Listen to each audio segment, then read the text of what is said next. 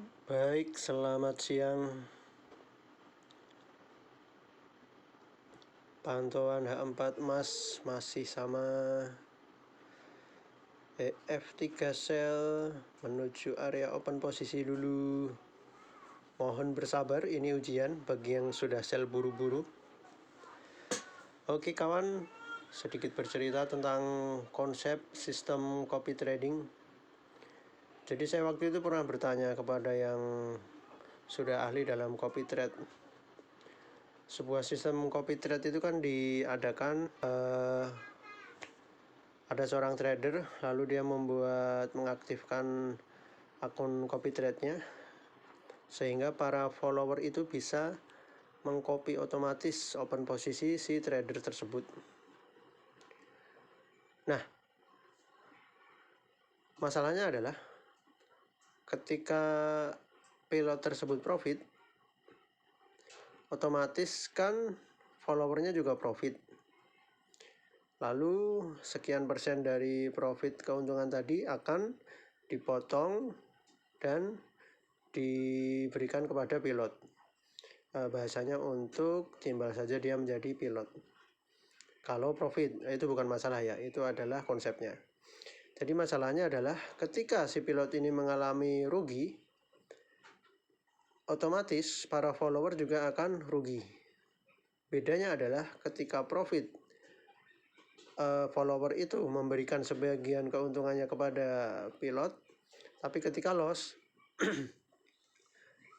si follower ini tidak mendapatkan timbal balik, misalkan dengan dikembalikan sebagian persen dari nilai mereka loss.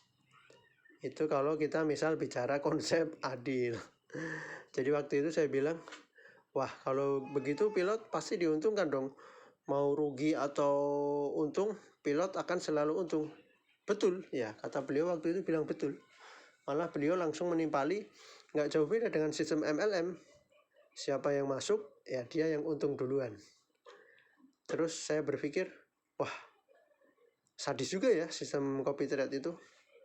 Sadis banget, apalagi kalau sebuah CT itu mengalami MC. Pastinya nggak sedikit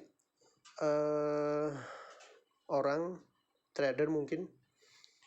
Jadi mereka mengikuti sebuah copy trade yang dengan harapan itu menguntungkan, karena kan biasanya kalau copy trade iklannya itu pasti menguntungkan ya, walaupun misal profit realistis 10% sebulan, 20% sebulan, tapi kalau memang konsisten sebenarnya nggak apa-apa.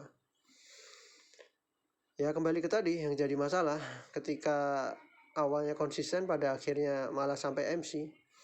Ada yang menggantungkan hidup dari copy trade itu, ada yang menggadaikan perhiasannya mungkin untuk ikut copy trade itu, pada akhirnya MC. Jadi kalau saya sendiri berpikir, boleh kalau memang seorang trader itu mau buka copy trade, tapi ya dijaga istilahnya yang realistis saja, kecil-kecil aja nggak masalah, yang penting jangan sampai bangkrut. Jangan kita itu trading aja masih trading overload, trading hari ini profit, besok loss, bahkan mungkin besok MC buka copy trade. Ini kan namanya malah merugikan orang lain. Yang sudah berpengalaman saja mungkin dia mengalami kok.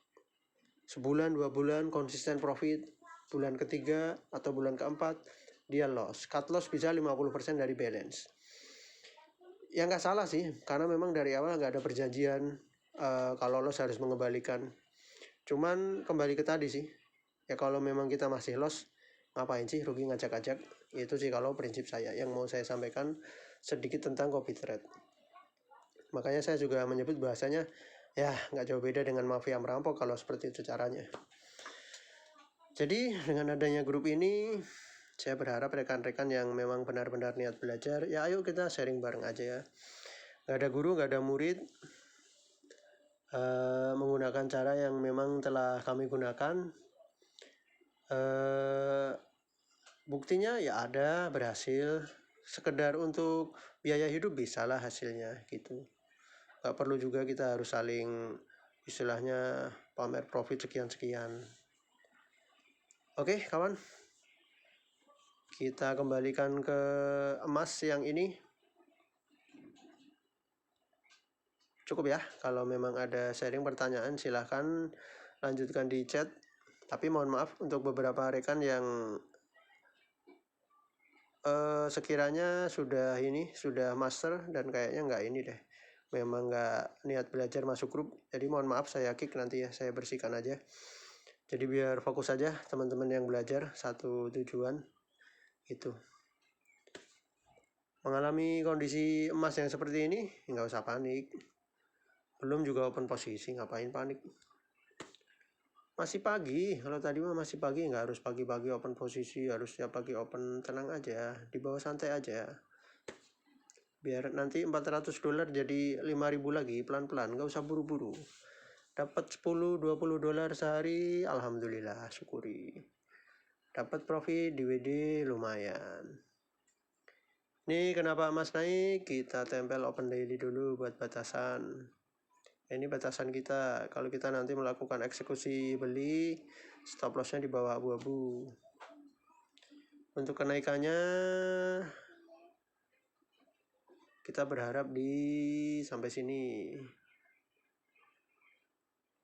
Ini kan ada F3, nggak apa-apa, ditempel.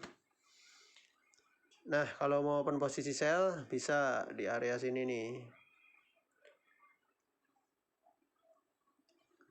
EF yang sebelumnya memang nggak saya hapus, itu saya melihatnya EF3 sih. EF yang ini saya biarin. Oke.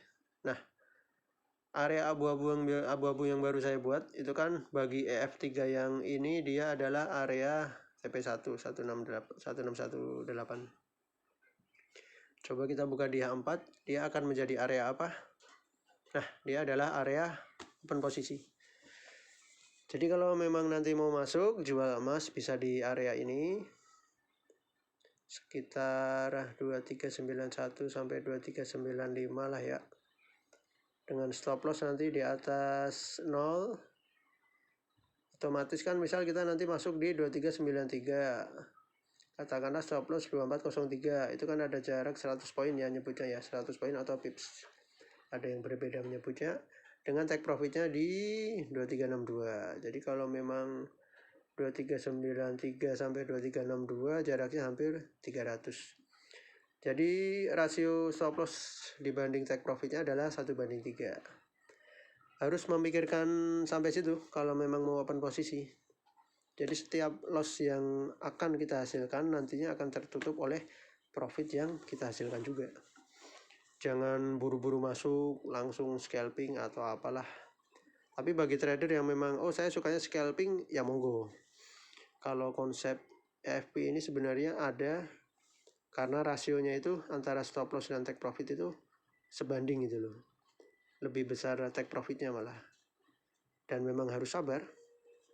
Kalau memang harga udah running, kadang edit aja stop lossnya di harga open, jadi supaya kalau market berbalik kerugian kita itu lebih minim atau bahkan 0. Oke teman, sementara itu dulu yang bisa saya sharingkan. Semoga bermanfaat. Kita lanjutkan sharing-sharing, tetap semangat belajar.